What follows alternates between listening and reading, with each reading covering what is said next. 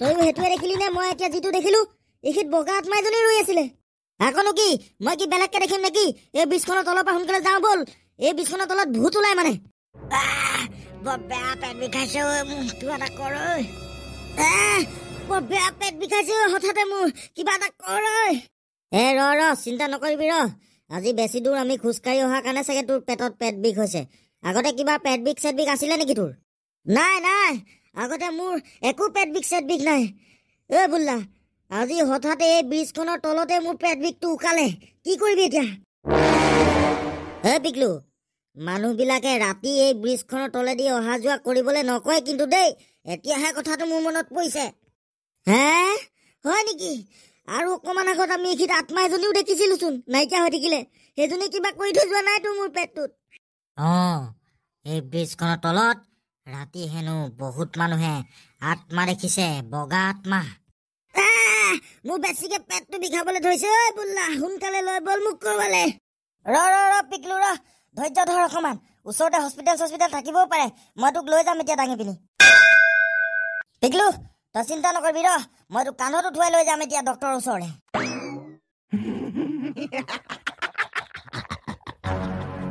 পিকলু এতিয়া বেছিকে পেট বিষাইছে নেকি নকবি আৰু বুল্লা পেটত যেনিবা কোনোবাই গুলি মাৰি দিলে তেনেকে বিষাইছে পেটটো মোৰ ৰ অকমান আগত সেইখন এখন হস্পিটেলৰ দৰে দেখিছো ৰ তালৈকে লৈ যাম তোক এতিয়া ল'ৰাহঁত ইমান ৰাতি তহঁতি কি কৰি আছ ইয়াত ভূত ওলাই তহঁতি নাজানো নেকি ভূত ওলাই কি ওলাই আমি এতিয়া সেইবিলাক চাই থাকিবলৈ নাই মোৰ লগৰটো দেখা নাই পেট বিষত ততেই নাই কান্ধত তুলি লৈ আহিছো আমি সোনকালে হস্পিটেললৈ যাওঁ তহঁতি ইমান ৰাতিখন ইয়াত কি কৰি ফুৰিছ এতিয়া ৰাতি 12টা বাজিলে সেইবোৰ কৈ থাকিবলৈ এতিয়া আমাৰ হাতত সময় নাই কলো নহয় সেই আগৰ হস্পিটেলখনলৈ আমি গৈ আছো আঁতৰি দিয়ক আমাৰ আগৰ পৰা ল'ৰা সেইখন এখন ভূতৰ হস্পিটেল তালে ৰাতি মানুহ নেযায় কেতিয়াও বুঢ়া দেখিছ নাই তই মই এটা কান্ধত তুলি যে লৈ আছো আগৰ পৰা আঁতৰি দে ইয়াৰ পেট বিষত তত নাই কলোৱেচোন তোক বুজি নাপাও নেকি তহঁতৰ যদি ইমানেই যাবলৈ চখ লাগিছে সেই হস্পিটেলখনলৈ যা মই কোৱাৰ পিছতো তহঁতি নুশুন যেতিয়া মই একো নকওঁ তহঁতক এই হস্পিটেলখন 200 বছৰ পুৰণা হস্পিটেল হয় তাত অকল ভূতেই ভূত পিকলু ৰ অকমান ধৈৰ্য ধৰ পামগে এতিয়া এই বুঢ়াটোৰ কথাটো শুনি নাথাকিবি এইটো একদম বম ফকটীয়া যেন লাগিলে মোৰ বল পিকলু পাই গলোহি আমি হস্পিটেল আহি বল তোক এতিয়া মই হস্পিটেললৈ লৈ যাম ভাল হৈ যাব তোৰ পেট বিষ লগালগ কিন্তু সঁচাকে এখন বহুত পুৰণা হস্পিটেলৰ দৰে লাগিছে বহুত ভয়ানক চোন এখন পুৰণা বাদ দে সোনকালে তোৰ পেট বিষটো ভাল কৰিব পাৰিলেই হ'ব নহলে কেনেকে ঘৰলৈ যাওঁ আমি খোজকাঢ়ি পিকলু আহি গলো আমি হস্পিটেল সেইখিনিতে মানুহ দুটা ৰখি আছে সেইকেইটা চকীদাৰ যেন লাগিছে বলচোন তেহেঁতকে সুধি লওঁগে বল সোনকালে বল শুনকচোন ইয়াত ডক্টৰ কোনটো ৰুমত আছে মোৰ লগৰটো পেট বিষত ততে নাই ইয়াক সোনকালে ডক্টৰৰ ওচৰলৈ নিব লাগিব হয় নেকি আমিও আমাৰ ল'ৰা ছোৱালীক ডক্টৰৰ ওচৰত দেখুৱাই আছো এই হস্পিটেলখনত মাত্ৰ ডক্টৰ এটাই থাকে কওকচোন কওক তেনেহ'লে সোনকালে ডক্টৰটো ক'ত আছে এইটো ইমাৰ্জেঞ্চি কেছ হয় দেখা নাই মই কেনেকে কাণত দাঙি লৈ আহিছো লগৰটোক নহ'ব আমাৰ ল'ৰা ছোৱালীৰো ইমাৰ্জেঞ্চি কেছেই হয় আমিও ইয়াত 2 বছৰ 3 বছৰ ধৰি বাহিৰতে ৰৈ আছো কি 2 বছৰ 3 বছৰ ধৰি ইয়াতে ৰৈ আছে তেনেহ'লে কি ডক্টৰটোৱে 2 বছৰ 3 বছৰ ধৰি চাই আছে নেকি পেচেণ্টক চায়ে আছে আৰু আমি ইয়াত ৰৈয়ে আছো আৰু কিমান বছৰ লাগে সেইটো আমি ক'ব নোৱাৰো তাৰ পিছতহে তহঁতি ডক্টৰটোক লগ কৰিব পাৰিবি ফাল্টু মানুহ চা কি অকৰা কথা কৈ আছ 2 বছৰ ধৰি তহঁতি ইয়াত ৰখি আছ পিকলু আমি আগলৈ গৈ চাওঁ এইবোৰ লগত কথা পাতি লাভ নাই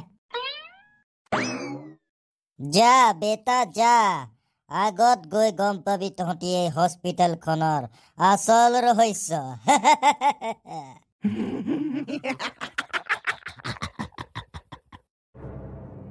আৰু মাত্ৰ কেইটামান মিনিট তাৰ পিছত এটা মানুহৰ দৰে ভূত হৈ যাব আৰু আমাৰ এইখন হস্পিটেলতেই কাম কৰি থাকিব মালিক কওক মই এতিয়া কি কৰিম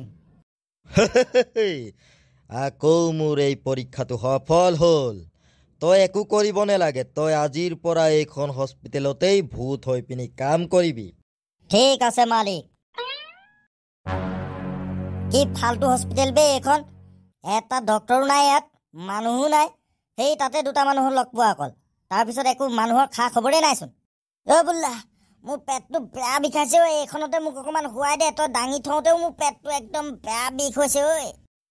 ৰ তই এইখনতে অলপ আৰাম কৰ, তেতিয়ালৈকে মই ডক্টৰ চক্টৰ পাওঁ নেকি বিচাৰি যাওঁ।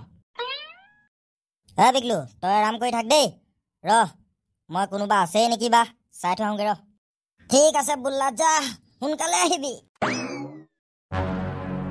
ঐ কোনোবা আছেনে ইয়াত? ঐ কোন হয়? কোন সেইটো? কোন সুধি আছো নাই মই, কোন হয়?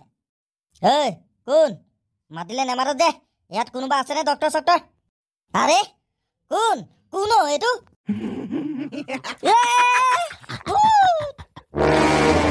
ভূত ভূত বচা!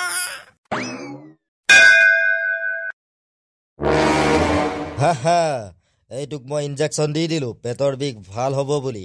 এতিয়া এইটো বেহুচ, আৰু এতিয়া মই ইয়াৰ পেটটো ফালি পেলাম।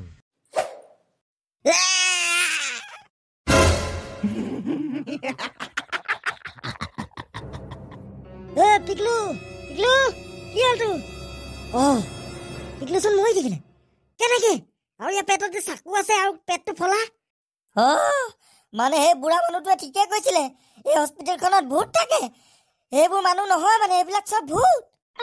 মই সোনকালে এতিয়া ইয়াৰ পৰাই পলাব লাগিব, নহ'লে মোকো খতম কৰি পেলাব ইয়াৰ নিচিনাকে। কিনাৰাম, আজি ল'ৰাটো কামৰ পৰা অহাটো দেৰি হ'ল, সেইবাবে চাগে গাড়ী মটৰ নেপালে তেহেঁতি উঠি আহিবলৈ, সেইবাবে খোজকাঢ়ি আহি আছিলে চাগে। কিন্তু ল'ৰাটো এতিয়ালৈকে ঘৰ আহি নেপালে, তাতে ক'ৰবাত হেৰাই থাকিলে।